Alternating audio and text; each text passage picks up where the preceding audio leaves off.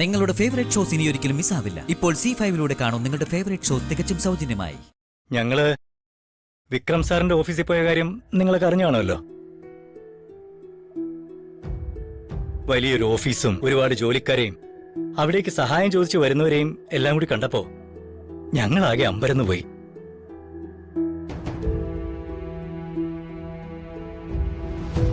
അതിനേക്കാളും ഞെട്ടിയത് പോലീസ് സ്റ്റേഷനിൽ നിന്ന് ഞങ്ങളെ ഇറക്കിയതും ആ ബ്ലേഡ് പലിശക്കാരന്റെ കയ്യിൽ നിന്ന് രക്ഷപ്പെടുത്തിയതും ഈ വിക്രം സാർ ആയിരുന്നു എന്ന് അറിഞ്ഞപ്പോഴാ.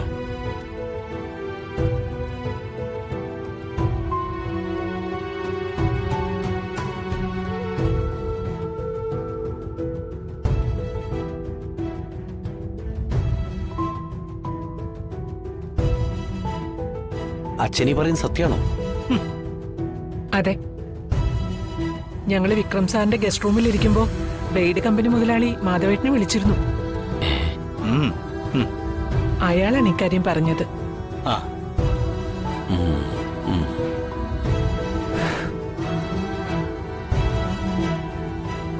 എന്നിട്ട് ഹരിത പറഞ്ഞത് അവളുടെ അച്ഛൻ കരുണാകരക്കുറിപ്പ് രക്ഷപ്പെടുത്തിയെന്നാണല്ലോ.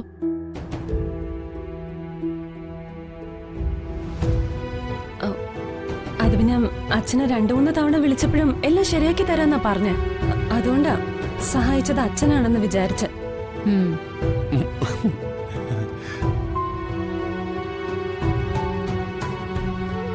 വേണ്ട, ഇനിയിപ്പോ അതിനെക്കുറിച്ചൊരു സംസാരം വേണ്ട. നമ്മളിവിടെ കൂടിയിരിക്കുന്നത് ചില പ്രധാന തീരുമാനങ്ങൾ എടുക്കാനാ. മാധവ, കേട്ടെടുത്തോളോ, ഈ വിക്രം നല്ലവനായ ഒരു ചെറുപ്പക്കാരനാ. നിന്നെ ആപത്തിൽ നിന്ന് രക്ഷിക്കുവാൻ മനസ്സ് കാണിച്ചവൻ. അങ്ങനെയുള്ള ഒരു മരുമകനെയാണ് നിനക്കിപ്പോ വേണ്ടത്.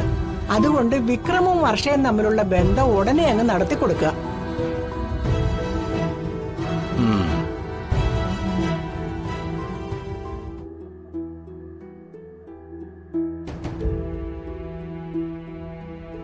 നിന്റെ ആമക്കളോട് ഇതിനെക്കുറിച്ച് അഭിപ്രായം ചോദിച്ചിട്ട് കാര്യമൊന്നുമില്ല.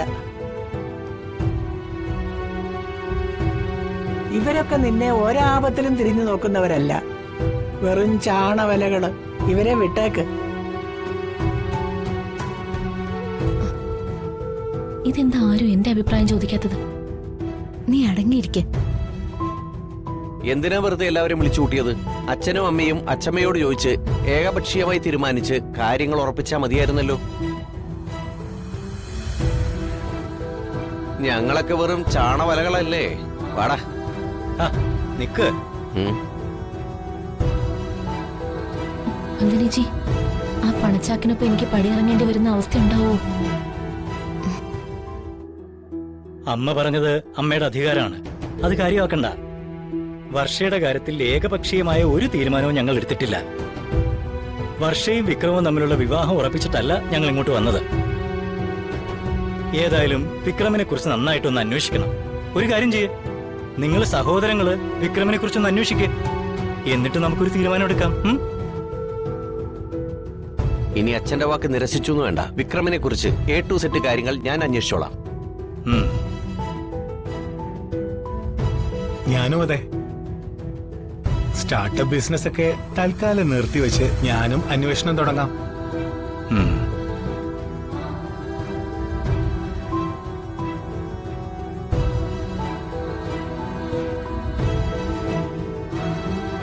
മാധവന്റെയും ചന്ദ്രികയുടെ അഭിപ്രായം അതാണെങ്കിൽ അത് തന്നെയാ ശരി. ആൺമക്കൾക്ക് ഉത്തരവാദിത്വ ബോധം ഉണ്ടാവട്ടെ.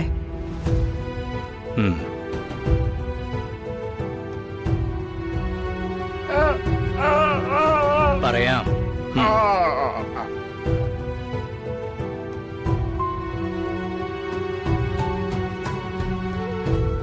കല്യാണം നടന്നു കഴിഞ്ഞാ വിക്രമിനെ എങ്ങനെയൊക്കെ ചൂഷണം ചെയ്യാന്ന ചിന്തയിലാ ഏട്ടന്മാര്.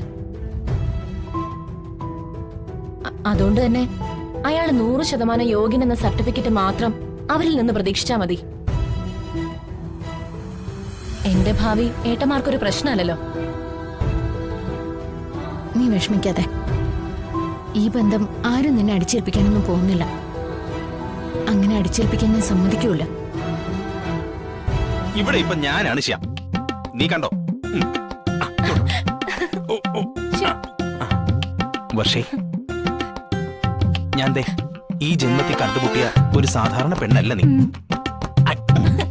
കഴിഞ്ഞ 100 ജന്മങ്ങളായി എന്നോടൊപ്പം ജീവിതം പങ്കിട്ട ഈ ജന്മം എനിക്കായി മാത്രം പിറവിയെടുത്തവൾ. ഇനിയും വൈകിക്കാതെ 1 വർഷമായി നീ എന്നിൽ പെയ്തിറങ്ങൂ. I love you Varsha. I love you. I love you too. Do you love me? എന്റെ ഹൃദയം കവർന്ന രാജകുമാരനാ നീ. നീ ക്ഷണിച്ച വർഷമായും കൊടുങ്കാറ്റായും മന്ദമാരുതനായി ഞാൻ വന്നിരിക്കും. നിന്റെ ചുംബനത്തിനായി ഞാൻ കണ്ണു നട്ടിരിക്കുക. I love you Varsha. I love you Shyam. I love you Shyam. I love you Shyam. I love you Varsha. I love you Shyam. അളിയ.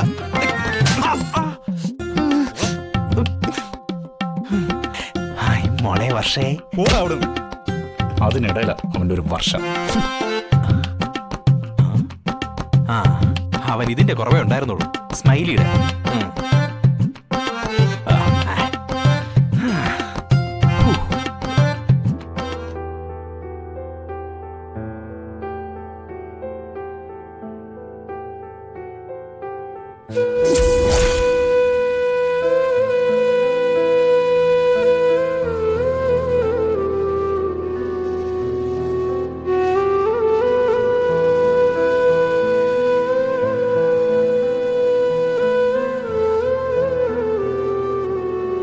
എനിക്ക് വിശക്കുന്നു. കിടന്നിട്ട് ഉറക്കം വരുന്നില്ല.